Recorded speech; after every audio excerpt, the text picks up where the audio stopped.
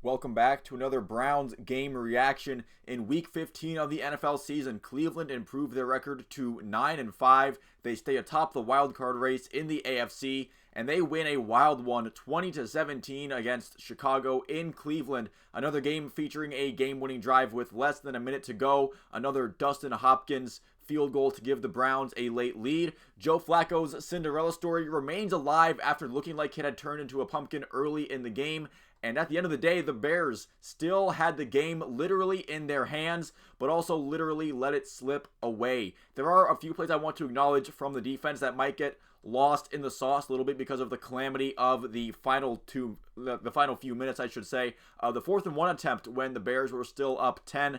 Cam Mitchell, the rookie, tripping Justin Fields up just enough so that he fell a half yard short. That was big as Flacco found Goodwin deep on the ensuing drive for a field goal that made it 17-10. So that stop was crucial to making that a one-score game in that sequence. Then on a 3rd-and-1 that the Bears had with that same 17-10 score, the Bears tried to fool Cleveland on a motion end around, and Alex Wright reading that perfectly. That is a rookie and a second-year guy making tremendous plays to get Chicago's offense off of the field. Now, the Browns offense didn't cash in on that following drive, but if that Bears drive would have continued, who knows? Maybe the Bears end up scoring and putting the game away that way, because it did feel like if the Bears got up by 2 scores again, that would definitely make that comeback effort a lot more of an uphill battle than it needed to be. You had Kareem Hunt converting that 3rd-and-2 on their game-winning drive with, maybe not the game-winning drive, but the game-tying drive, that 3rd-and-2, converting it with a mean 3-yard run. Nice to see Kareem Hunt getting that done there, where even though it doesn't seem like Kareem Hunt quite has the same burst that he used to have, he still has that effort in those runs. He still has that mentality of trying to just run defenders over when he gets the ball. And that fresh out of downs is what led to Joe Flacco dropping a dime to Amari Cooper right between 3 defenders for the Bears, and Amari Cooper's long touchdown catch and run tied the game up. The defense continues to be in its bag when it needed to be at home, and the game-winning drive for the Browns, just hats off to David Njoku, getting that drive going with the first down catch. Also, the long completion on a 3rd-and-15 that set Cleveland up in field goal range.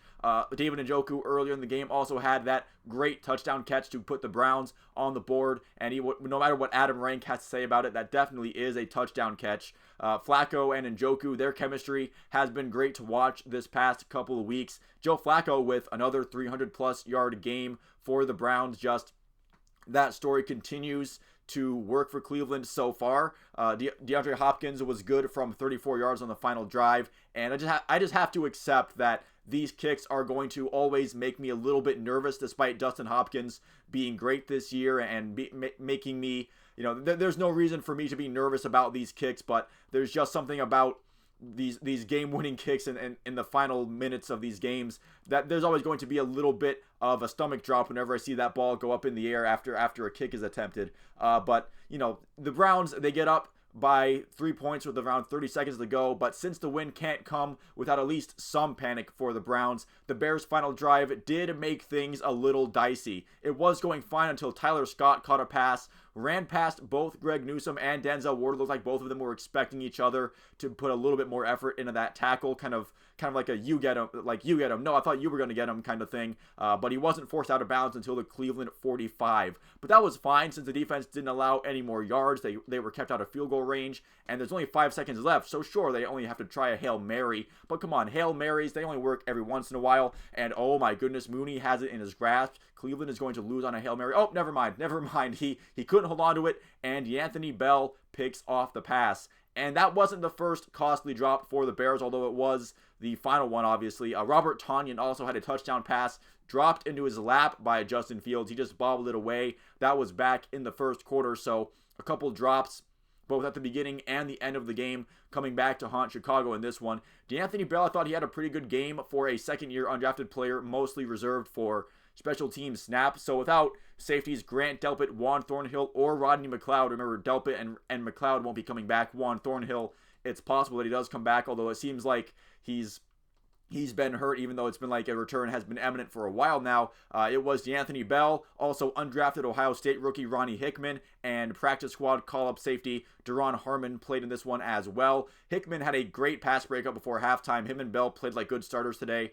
And the defense just in general was great against Chicago. The scoreboard says that the Bears put up 17 points, and even that is a bit misleadingly slanderous to the Browns defense and their efforts in this one. 7 of those points coming off of a pick six, literally nothing the defense could do there. And another 7 of those points were a drive that started on the Cleveland goal line essentially after a different Joe Flacco interception. And that touchdown took a great individual effort by Justin Fields to spin out of a sack, scramble out, and find Cole Kmet in the end zone for the touchdown there. So that leaves the field goal as really the only sustained long scoring drive for the Bears all game. And, something that I've thought for this season and that I've said in so many words is that all the offense has to do is not suck for this team to reach great heights. And by not suck, I mostly just mean keep the ball safe, even if you have to punt it. Maybe if you flip the field against this defense more times than not, it's going to be a good result. But keeping the ball safe is just something that the Browns haven't really been able to do on a consistent basis. And there was issues with it today as well, though. Those 3 interceptions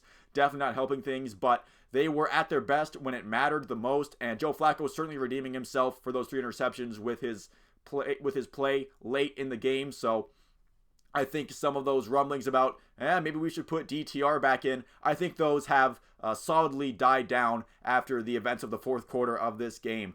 So they're now 9-5, and they're getting set up for a Week 16 matchup with the Texans, who also improved to 8-6 over the Titans today, without C.J. Stroud and Nico Collins or Tank Dell. So we have a 9-5 and an 8-6 team, both in playoff positioning, that game having playoff implications for sure. And that's going to be settled on Christmas Eve in Houston. And that'll do it for this video. Thank you so much for watching. If you did make it this far into it, feel free to leave a like and subscribe if you enjoyed the video and you'd like to see more like it. You can let me know what you thought about this game down in the comments below. Once again, thank you for watching, and I will see you at the next one.